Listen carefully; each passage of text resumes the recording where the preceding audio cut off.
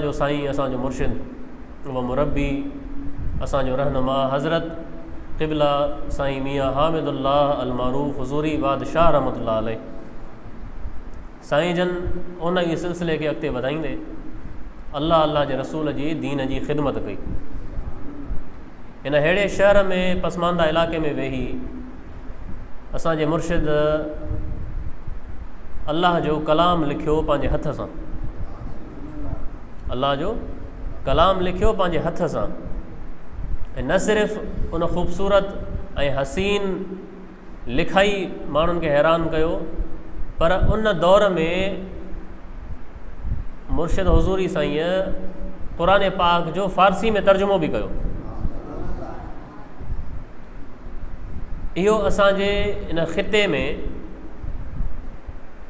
वॾो हिकिड़ो तारीख़ी कमु आहे, जंहिंजो अंदाज़ो शायदि अॼु बि आम माण्हुनि खे न हूंदो जेके हिते रहंदड़ आहिनि, त अॼु खां पोणा 300 साल अॻु क़ुरान पाक जो तर्जुमो करणु का आम ऐं मामूली ॻाल्हि कोन हुई। इन जे लाइ वॾो इल्मु ऐं फ़हम ऐं आला दर्जे जी ज़हानत ऐं इस्लाम ते दीन ते तदब्बुर ऐं तफ़क्को खपंदो हो।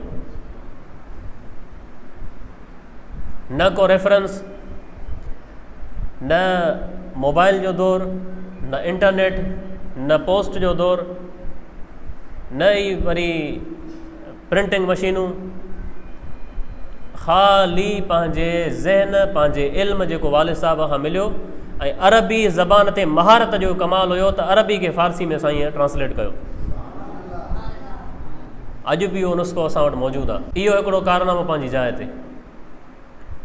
ॿियो त उन दौर में आकाए दो जहां ते एतिरो दुरूद पाक पढ़ियो हुज़ूरी साईं, एतिरो दुरूद पाक पढ़ियो जो उहो दुरूद वञी करोड़नि में पहुतो। ही जेको बि कमाल आहे, तव्हां नमाज़ूं पढ़ो, तव्हां रोज़ा रखो, तव्हां महिनतूं कयो, पर जेकॾहिं तव्हांजे सीने में तव्हांजे वात में दुरूद जी झुंगार नाहे, तव्हांजे दिलि दिमाग़ में जेकॾहिं दुरूद पाक जा अल्फाज़ न आहिनि, त तव्हांजो ईमान आहे ई कोन।